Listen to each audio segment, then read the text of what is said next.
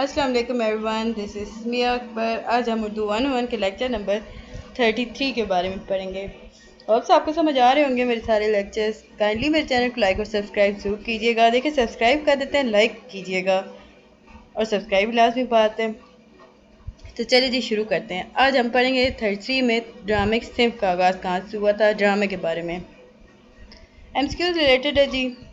अच्छा, अब ड्रामे के जो मुख्तलिफ नाम हैं वो याद रखिएगा। एक ड्रामे को रहस्य भी कहा जाता है, नाटक होता है, जलसा होता है, नाटिया यानी नाटिया, और पांचवा नाम है जी खेल। अंग्रेज़ी में लफ्ज़ ड्रामा अंग्रेज़ी ज़ुबान के लफ्ज़ ड्रा से माखूज़ है, जिसके मानी है करके दिखाना, खींचना या अमल करना। करके दिखाना, अमल करना, खींचना यानी वो इम्तियाज़ी खसाइस हैं जो दरअसल ड्रामे की सिंफ को अफसानवी नसर यानी दास्तान, नावल और अफसाने से मुमेज़ करते हैं।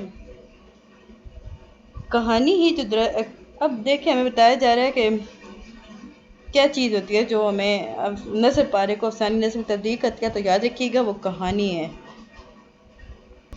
ड्रामा भी कहानी के बगैर मुमकिन नहीं होता। ड्रामा दरअसल पढ़ने की नहीं, देखने की चीज़ है। ड्रामे से वो किस कदर अलग कर देती है जी ये जो अफसानवी नसर है, वरना दास्तान हो, नावल हो, अफसाना हो, ड्रामा हो या फिल्म, हर एक का बुनियादी मोहरक, बुनियादी अंसर दास्तान यानी कहानी है। ये अमलियत दरअसल इस सिंफ को अफसानवी नसर से दूसरी असनाद से अलग कर देती है, क्योंकि यहाँ इसमें दिखाया जाता है, पढ़ के सुनाया नहीं जाता।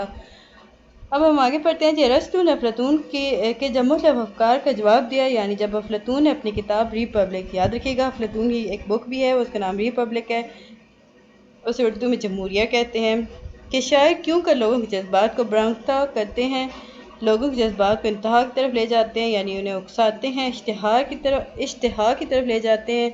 तो अरस्तू ने बाद अपनी किताब, जिसका अरबी में तर्जमा किया गया, भौतिका नाम याद रखिएगा, ये वो बुक है जिसमें अरस्तू ने अफलातून को जवाब दिया था। अब ये अरस्तू की बुक है भौतिका, इसे अरबी में तर्जुमा किया गया था और ये बाद इसी नाम से किताब उर्दू में भी रवाज पा गई। अरस्तू ने दरअसल जवाब दिया अफलातून का, इनके एतराज़ात के जवाब के लिए हमारे सामने बाकायदा तौर पर शायरी पर लिखी गई या असूल शायरी पर लिखी गई तनकीद की पहली किताब आ गई। इसी किताब में यानी भौतिका में अरस्तू ने ड्रामे के मुख्तसर अनासर का तजिया किया, कि तजर्बा किया। हमें बताया कि दरअसल ड्रामा कौन सा ड्रामा, किस तरह का ड्रामा कामयाब ड्रामा है। किताब ने ड्रामे के फ़न पर बात करते हुए ड्रामे के मुख्तलिफ अक़साम का भी तज़किरा किया। इसमें इसने बात की अलमिया पर, गनाया पर, तरबिया पर, लेकिन बदकिस्मती से हमारे सामने भौतिका के तमाम हिस्से नहीं आ सके। याद रखिएगा भौतिका के तमाम तर हिस्से हमारे सामने नहीं आ सके थे। बहुत से सफ़ात वक्त की धूल में कुछ अट गए कि हम इन तक पहुँच ही न पाए, लेकिन बहरहाल अलमिया के अनासर का मुताला करते हम ड्रामे के मुख्तलिफ अनासर तक पहुँच सकते हैं। यह हमें पता चलता है कि ड्रामा दरअसल चीज़ क्या है। अब जी इसके बुनियादी अनासर जो अरस्तू के मुताबिक थे वो याद रखिएगा। पहला था कहानी, दूसरा किरदार, तीसरा अल्फाज, चौथा ख्याल, पांचवा आराइश, छठा मौसीकी। लेकिन उसके बाद कुछ नाकदीन ने इसमें मज़ीद इजाफा किया। इजाफा होने के बाद क्या हुआ जी, ये प्लाट भी इसमें आ गया, मुकालमा भी इसमें आ गया, आगाज़ भी आ गया, इंतहा भी आ गई, अंजाम भी आ गया, तज़ब्बुज़ और तसादुम भी आ गया। जैसे हम पीछे पढ़ चुके हैं प्लाट का और वो सारी चीज़ें, यहाँ पे प्लाट का हम बता रहे हैं कि प्लाट और कहानी में क्या फ़र्क होता है। प्लाट वाक़यात के तसलसल का नाम है और कहानी भी दरअसल वाक़यात के रचाव को ही कहते हैं। सूरी अनासर से मुराद है, आप देखते हैं कि आपके सामने स्टेज पर कोई चीज़ आएगी तो उसका तासुर कुछ और होगा।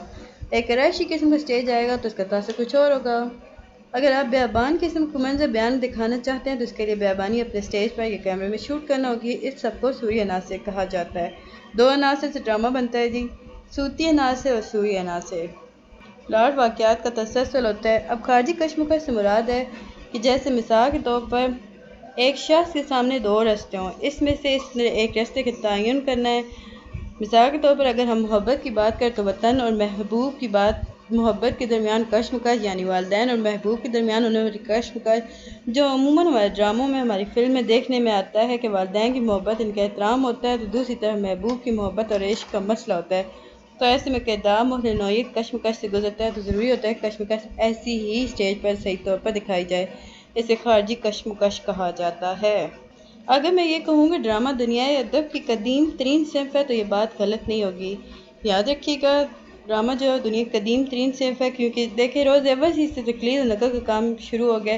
جب بچہ اس دنیا میں پیدا ہوتا ہے تو وہ جب بچپن میں دیکھتا ہے اپنے ماں باپ کے حرکات، آواز سنتا ہے جو وہ بول رہے ہوتے ہیں تو وہ انہی سے سیکھتا ہے، تو سو یہاں پر ہم کہہ سکتے ہیں۔ اب جی یہاں پہ ڈرامے کے ہم ہسٹری کے بارے میں بتا رہے ہیں، امپورٹنٹ ہے۔ 6 صدی قبل از مسیح میں ڈرامہ اہل یونان میں آیا۔ یاد رکھیے گا اہل یونان میں 6 مسیح میں آیا تھا قبل از مسیح ڈرامہ۔ پھر آہستہ آہستہ یہ فن اٹلی میں پہنچا، جرمنی میں پہنچا اور 10ویں اور 12ویں صدی عیسوی کے دوران یہ فن اسپین، فرانس اور انگلستان میں پھیل گیا۔ یاد رکھیے گا یہ فن اٹلی سے جرمنی میں گیا، جرمنی کے بعد وہ 10ویں سے 12ویں صدی کے درمیان وہ اسپین اور فرانس چلا گیا اور یوں یورپ میں ڈرامے کا باقاعدہ طور پر آغاز ہو گیا۔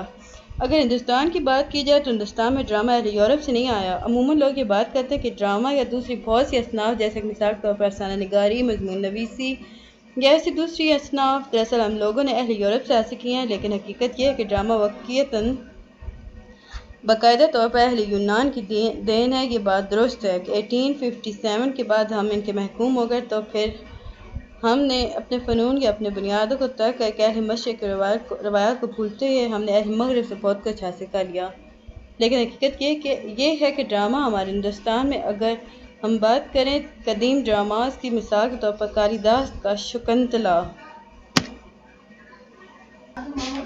یا مہا بھارت یا دوسرے ڈرامے، تو یہ وہ قصے ہیں، وہ داستانیں جن میں ڈراموں کے عناصر موجود ہیں۔ جب ہمیں پتہ چلتا ہے کہ قدیم زمانے میں بہت سے نغمات، بہت سارے گیت رقص کی صورت میں پرفارم کیے جاتے تھے، گائے جاتے تھے، مختلف خواتین، مختلف لڑکیاں دیویوں کے مختلف پریوں کے رول ادا کرتی تھیں، تو ڈرامک نقوش ہمیں سنسکرت کے ان داستانوں یا ان مذہبی رسومات میں مل جاتے ہیں جو دراصل آج سے 5-6 ہزار سال قبل، کم از کم اگر ہم لوگ ویدوں کا تذکرہ کریں تو 4000 قبل یہ باتیں ہیں۔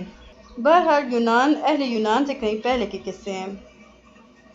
اب ہمیں یہاں بتاتے ہیں شکنتلا یعنی کالیداس کے قصے۔ شکنتلا کا حوالہ نہیں دینا چاہیے کیونکہ یہ نہ تو اردو میں تھا اور ظاہر ہے کہ نہ اس میں ڈرامے کی مکمل نقوش تھے۔ بہرحال نواز نے اس قصے کو بھاشا میں ڈالا اور پھر بعد 1800 میں جب فورٹ ولیم کالج کا قیام عمل میں آیا تو کاظم علی جو ان کا جوان نے اس کا اردو میں ترجمہ کیا، لیکن وہ ترجمہ داستان کی صورت میں تھا۔ یہی وجہ ہے کہ ناقدین اسے شکنتلا کو اردو کا پہلا ڈرامہ نہیں کہتے۔ البتہ اس کے برعکس ہم یہ کہہ سکتے ہیں واجد علی شاہ جو ولی الاول تھے، انہوں نے بہت سے ناٹک خود تحریر کیے، خود لکھے، اور سب سے پہلا سے قصہ یا ڈرامہ رادھا کنیا کو کہا جاتا ہے جو I think so 1842 سے 46 کے درمیان کھیلا گیا۔